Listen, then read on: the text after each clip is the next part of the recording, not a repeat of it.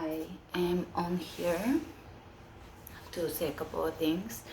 I was talking to three, four of my friends and students. Some are friends, some are students, a mix, in the past couple of months, and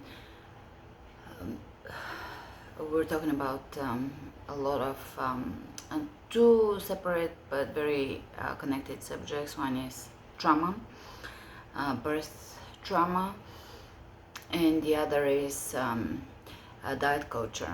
So with both of those, my thoughts are always kind of along the same line. We have to be our own advocates. We gotta be our own health advocates. So we can't outsource our own health. We have to first bring it in, feel it, and the second thing is we have to process things through the internal space. So things have to feel correct in the body, not good. That's different. Good is a satanic, kind of one of the satanic principles, because many things can feel good at the moment, and that is not necessarily correct or righteous or appropriate or correct towards others, right? So it has to feel correct in the body. I think words are important, so that's why I don't say things should feel good, because it opens a whole nother subject there, but they should feel correct. Correct is a very good, to me, word in that regard. So when someone gives us advice, things have to feel correct. I have read quite a few of the raw food books from like 30 years ago, and I think I stopped reading diet books or like food books about 20 years ago. I have had the intention to read more, but it's just something in me resisted.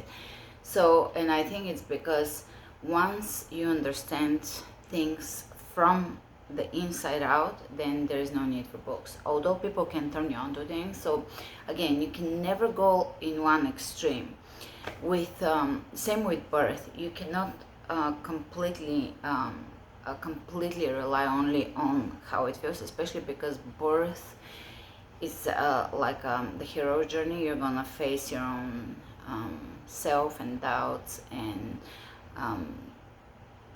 doubt in the process during. So it's good to be prepared. Same, it's good to be prepared with food, but also if you have eating disorders tendencies, OCD tendencies, too much trauma, then you could go too far with food and use it as a form of control. I asked Johnny to keep this fireplace here because it's so pretty. We're not going to use it because it's just fume, but it is a real wood fireplace, and it's so pretty, right? Let me do this. And we're still fixing the whole house. It's such an absolute mess, and we have to redo the entire kitchen, so it's been exhausting, and it seems like it's going to continue being exhausting for a while, but that's the process. We're changing to such a large degree what we're doing that I guess it's that big of a mountain climb. So things have to feel correct. Definitely, they have to feel correct within your inner mechanism. I try to research everything from a more like a psychological perspective.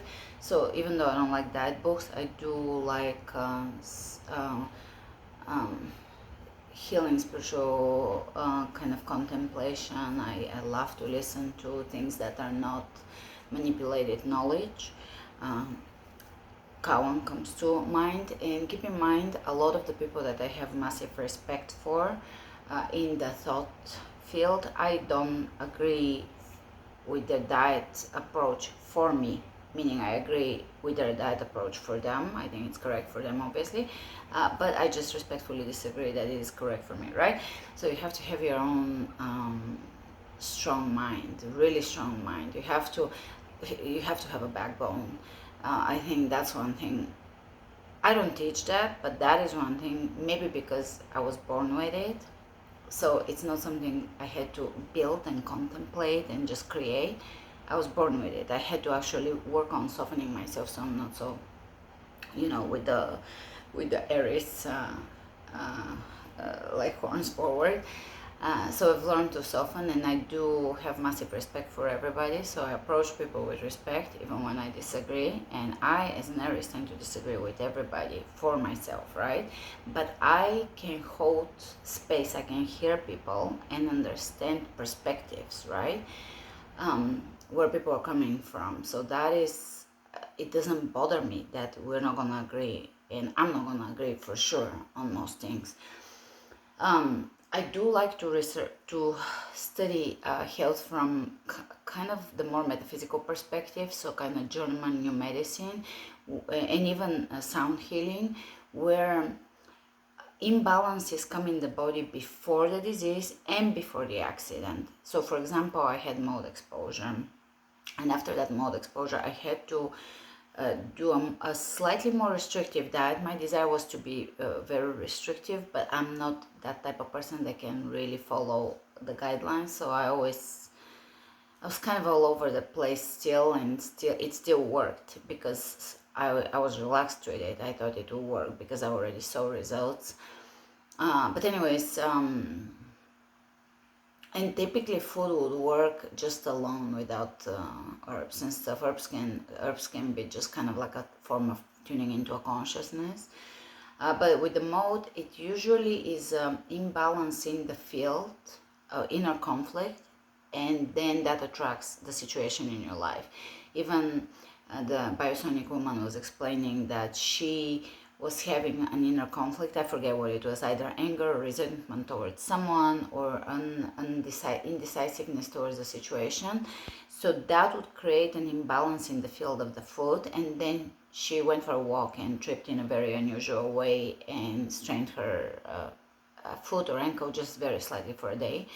But the point is that we attract, the weak area of the body will attract the situation, and that is not I know when you are sold on the victimhood mindset, that can piss you off, because wait, like it's everything is your fault. But that's not how you read it. You read it in the sense that everything is very consequential in the universe. Nothing is really random. There is divine order, and the things we experience are the things that sometimes expand us.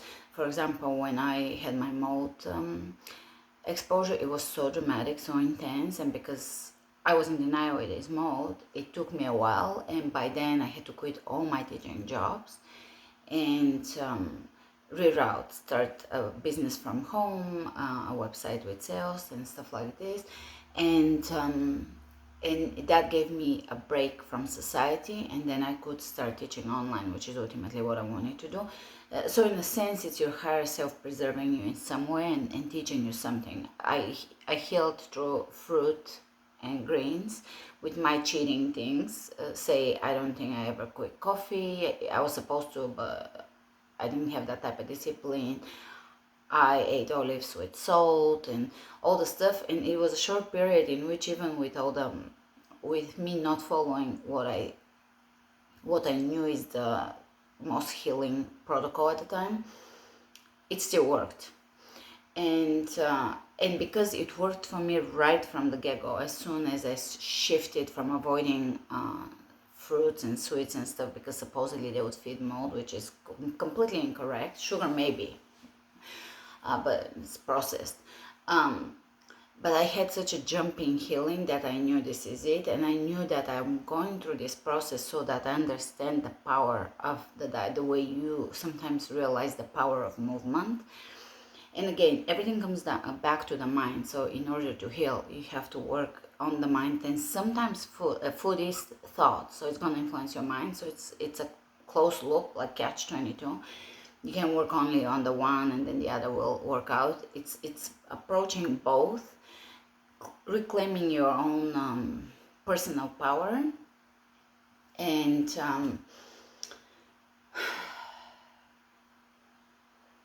and and feeling things and measuring things from the inner lens, it has to feel correct, as I started with that thought, and disagreeing with people about what's right for you, and also not externalizing with healers and a pill for every ill type of approach, not externalizing your own inner healing process and healer.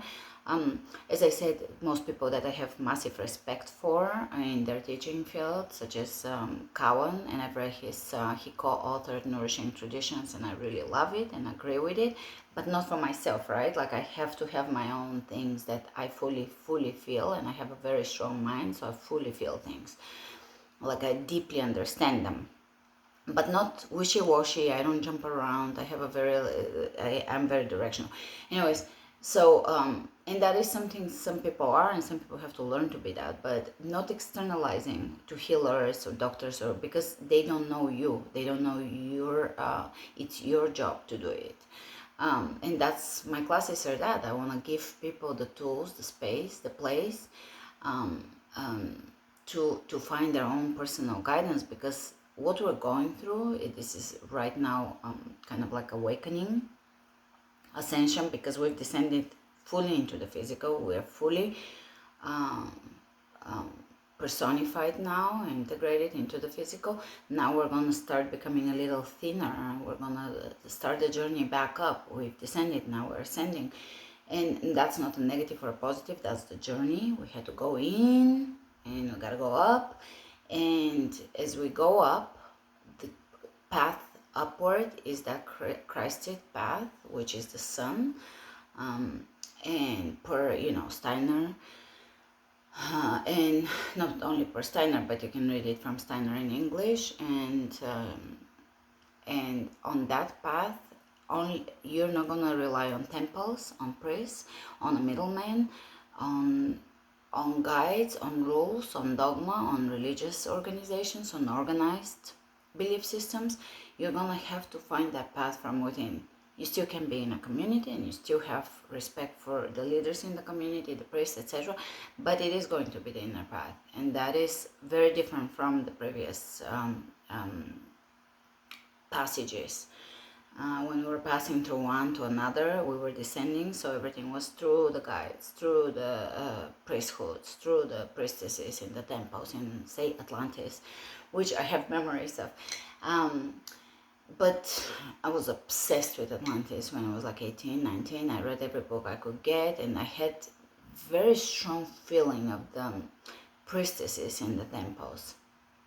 And Atlantis had a light and a darker period towards the end, when it kind of fell, like the fall of Rome, when everything deteriorated culturally and spiritually. But it did have also its light time. Anyways, because it was such a long it was such a long process, and it's not a place, it's a culture, it's a civilization. And not that long ago, by the way. But anyways, that's what I wanted to say. With and birth is also very interesting, because I have, for some reason, it's come back to my attention, to my thoughts, and it can be very traumatic when it's in in a particular setting where our power is taken away from us. So it has to, again, it's such an eternal process. But we have to be prepared. Same with food. I have done my fair amount of searching, but that was like 20 something years ago, and since then I feel like, with that base knowledge and with my base feeling of what works for me, I need certain input, but it's so rare that I find something that is like an aha. It usually will be more of like a frequency type of thing, like how certain things show up with a certain intention and frequency, etc. It won't be like beans are bad because they have lectins. I think this type of information is very damaging, very limited. And then you have the other community. Sometimes lectins obviously are anti-cancerous, so they have protective mechanism, and they're linked to longevity. So if you look at just one type of study, you're gonna find whatever you're looking for, but is that a real answer? No. And then you hear people talking about since farming started, that's when we started eating farm food. But farming, certain parts of farming started because we were at a certain level of consciousness, and those plants were presented to us. Plants appear to us, their frequencies, they're a form of thought, like say from solar consciousness, and they're like the orange is solar consciousness, and they're presented to us because we have reached a certain level of development, and they appear on earth out of the thin air, out of the ethers, because that's how reality works. We ourselves appeared out of consciousness. We didn't develop strictly like I was recently reading a little bit of Tonya Zavasta, and she was surprised because in communism apparently they taught us about evolutionism. I never paid attention to it. A lot of those things don't make any sense to me because they're so pretentious or so made up. But like to me, the truth is always a little more like not in the regular textbooks. But she was surprised that when she always assumed it to be true, and she was surprised that when she actually went to look at the data and the research and the proof and all of that, wasn't any. The book is, by the way, the book is interesting. It's kind of like very much about physical beauty in the beginning, so I haven't gotten through the beginning. But it's quirky and cute because she has a fun way of writing. It's called Your Right to Be Beautiful. I think it might be one of her first books because I read Quantum Meeting many years ago. And that one was very cool. It was very good. It was about raw foodism, and it was really cool. I bought it probably directly from her. We went to the first Raw Food Festival like 16 years ago. Okay, so I've read Quantum Meeting probably 16 years ago. So that was one of the few books on eating I've read in the last 20 years. So I take my own initial statement a little bit. But again, I have such, and that book was more about energetics, but I have such strong inner direction that I tend to argue with everything, and not in a disrespectful way. I agree, let's agree to disagree, let's respectfully disagree, right? And I do agree with people that what they're doing is correct for them. It's just that I don't take it in. Like, I'm not influenced that easily because things have to feel correct to loop it back in. Anyways, that's all I wanted to say. I mean, this is such a big subject, and when I go to talk to like a screen, I think I lose some of what I was originally thinking.